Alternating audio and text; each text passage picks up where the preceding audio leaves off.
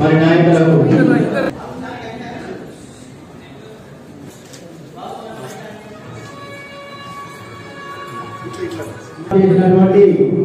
ఈ యొక్క ఉపచారి యాజమాన్యాలు విజయించిన గౌరవనీయులు రాష్ట్ర ప్రణాళిక సంఘ ఉపాధ్యక్షులు జ్యోతిర్లింగాల యొక్క ప్రదర్శనను నిర్వహించడానికి వారి అమృతాస్త్రంలో ఇప్పుడే త్రిమూర్తి శివజయంతిగా ప్రారంభించడానికి అమృతాస్త్రంలో మరి ఇప్పుడే ప్రారంభోత్సవం చేయడానికి ద్వాదశ జ్యోతిర్లింగాల యొక్క ప్రారంభోత్సవానికి విజయించినటువంటి గౌరవనీయులు మరి పూజ కార్యక్రమాలు కూడా చేయించడం జరుగుతుంది. ఈ కార్యక్రమంలో మరి ప్రారంభించుకోవడం జరిగింది. మరి ఈ కార్యక్రమం ఈ రోజు మరి రేపు కూడా ఇక్కడ ఘనంగా నిర్వహించడం జరుగుతుంది.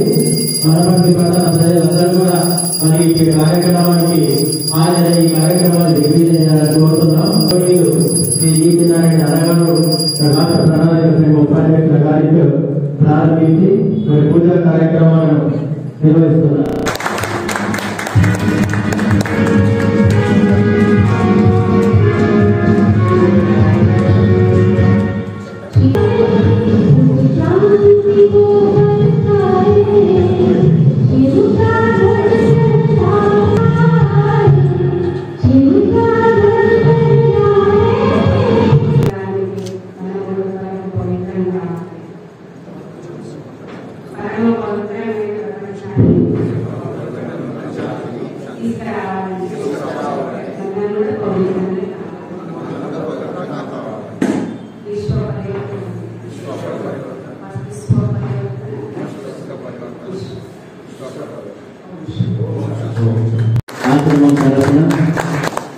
స్వాగత కార్యక్రమాన్ని కార్యక్రమంలో పాల్పంచుకున్నటువంటి ఘనంగా ఇక్కడ కేక్ కటింగ్ కార్యక్రమం నిర్వహిస్తున్నాం.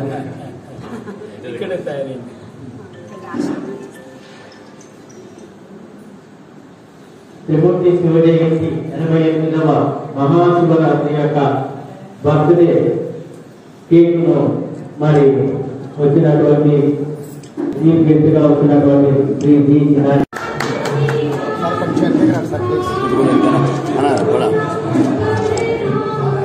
సార్ ఒక్క నిమిషం సార్ మీరు కూడా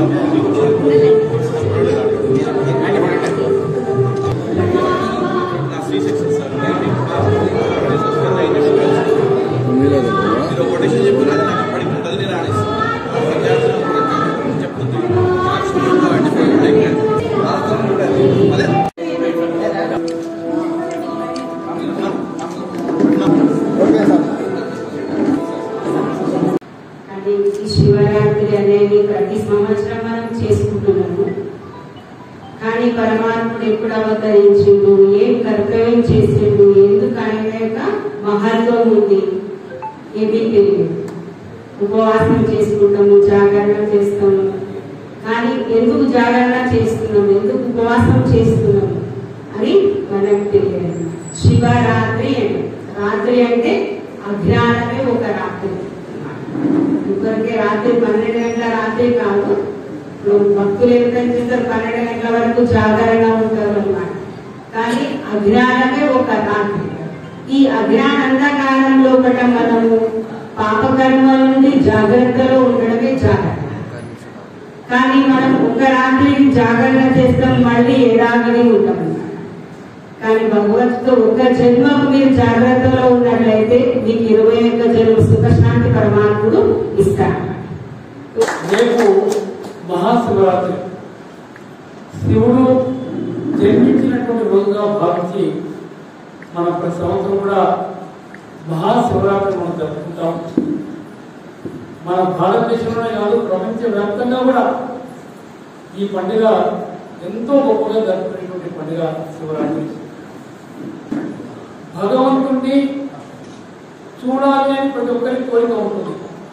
ఏ స్వరూపం ఉంటుంది, ఏ మాదిరిగా ఉంటాడు, ఒకసారి కళ్ళారా చూస్తే బాగుంటుందని మనకిద్దరికి కోరిక ఉంటుంది. కానీ అది సాధ్యమయ్యేటువంటి పని కాదు. అలాంటి ఎంతో మంది ఇలా ఋషులు కానీ మహానుభావులు కానీ అన్నీ కూడా పరిశీలించి హిమాలయస్ పోయి ఈరోజు ఘోర తపస్సు చేయడం జరుగుతూ ఉంది. అలాంటి వాళ్ళు కొంతమంది మాకు దేవుడు ప్రత్యక్షమయ్యాడు మేము చూసాం అనేటువంటి మాట చెప్పడం జరుగుతుంది. వివేకానందుడు రామకృష్ణ పరమహంస దగ్గరికి వచ్చి నాకు దేవుడిని చూయించు, నాకు దేవుడు చూడాలని ఉండేటువంటి మాట చెప్తే రామకృష్ణ పరమహంస వివేకానందుడు గారి త్వరపైకి చేయబెడితే దేవుడు కనపడ్డాడనేటువంటి మాట వాళ్ళ గురించి వారు స్వయంగా చెప్పడం మనం విన్నాం. అందుకని అంత గొప్ప ఎన్నో శక్తులు ఉండేటువంటి మహానుభావులు భారతదేశంలో ఎంతమంది ఉన్నారనేటువంటి మాట కూడా నేను మనం చేస్తున్నాను. ఈసారి తప్పకుండా మౌంట్ ఆబుకు పోయి అక్కడ దివ్యానుభూతి నేను పొంది తప్పకుండా మీ దగ్గరికి వస్తాను అవ్వాలనేటువంటి మాట మీ అందరికీ నేను ఏదైతే మహాశివరాత్రి జరుపుకోబోతున్నామో ఆ పండుగ సందర్భంగా హృదయపూర్వకమైన శుభాకాంక్షలు తెలియజేస్తున్నాను. ఆ దేవుడి యొక్క కరుణ మనందరిపైన వరపతి పైన ఉండాలి, మనందరూ శాంతి సుఖాలతో సహజీవనం చేయాలని మనసారా కోరుకుంటూ సెలవు తీసుకుంటున్నాను.